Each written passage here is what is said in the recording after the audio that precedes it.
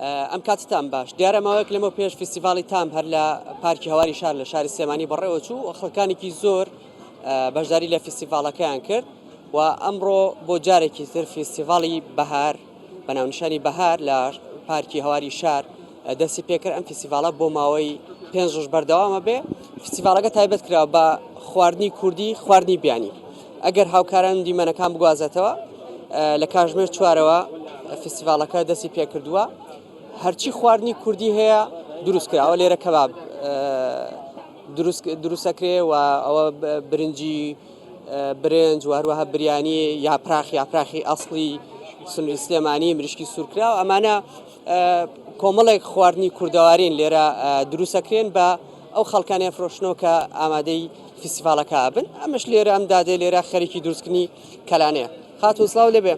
ئەگەر بۆمان باسکەی چی دروستەکەی کەلانە دروستەکە کەلانە چۆن دروستەکەی خەڵک حەزی بە کەلانەیە؟ وەڵای من بە هەویری نانی هەورامی دروستیەکەم و ئەیشیە لەمەر بە کوردەواری خۆمان سەرچاو ئیتر بە دەستوری خۆمان کەلتوری پیازە و هەویرە و چون خەڵک حەزی پێێتی بە تایبەتی خەڵکی سنووری سلێمانی وەڵا زۆر خەڵک حەزی لێتی زۆر بە تایبەتی خەڵک داوایەکە و بۆی دروستەکە. دەست خۆش بێت. من ئەمەوێت ڕای ئەو شێفەشوەر بگرم. سڵاو لێبێ. جگە لە خواردنی کوردی چی خواردنێکی تر لێرە دروستەکرێت؟ لێرە خواردنی برژاویش هەیە دروستەکرێت، پاسفود دروستەکرێت، خواردنی ئێرانی دروستەکرێت، سووری دروستەکرێت. زۆربەی خواردنەکان لێرە کۆبەتەوە ینی بازاڕێکی تاو گەرمە بۆ هەموو خواردنەکان بۆ هەموو چین و توێژە کورد و ئەوەی هەموو زمانەکان لێرە کۆ بنەوەتوان تامی خواردنەکان بکەن لێرە.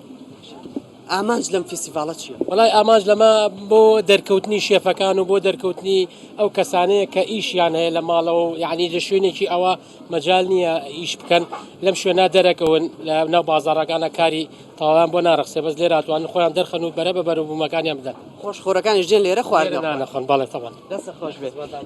ئاماژەی بە خاڵێک کرد ئەوش ئەوەیە کە جگەلەوەی کە ژمارەی زۆر لە شێفەکان لە سنووری پارێزگای سلێمانی وە لە دەرەوە بەشداریان کردو لەم فستیڤاڵە لە هەمان کاتە ئەوانەی کە لە ماڵەوە خواردن دروستەکەن بە خەڵکی ئەفرۆشتنەوە لێرە خواردنەکانیان پیشان بە خەڵکێدەن و ئەیفرۆشتنەوە بە بازارکردنێک بۆ خۆیان دروستەکەن بۆ ئەوی بتوانن لە داهاتوودا کارەکانیان زیاتر برەوە پێ بدەن و بتوانن خەڵکانێکی دیکە لە لای خۆیان دابمەزرێن بۆی بتوانن کە کار و کەسابەتی خۆیان بکەن. وەکو ئاماژ پێدا هەر لە سەرەتا ئەم فستیڤاڵە بۆ ماوەی 5 ڕۆژ بەردەوامە بێت تاوەکو کاتژمێر 11 و خەڵکانێک ئەتوانن بێنە ئێرە و تێر بەسکی خۆیان نان بخۆن بە تایبەتی خۆشخۆرەکان.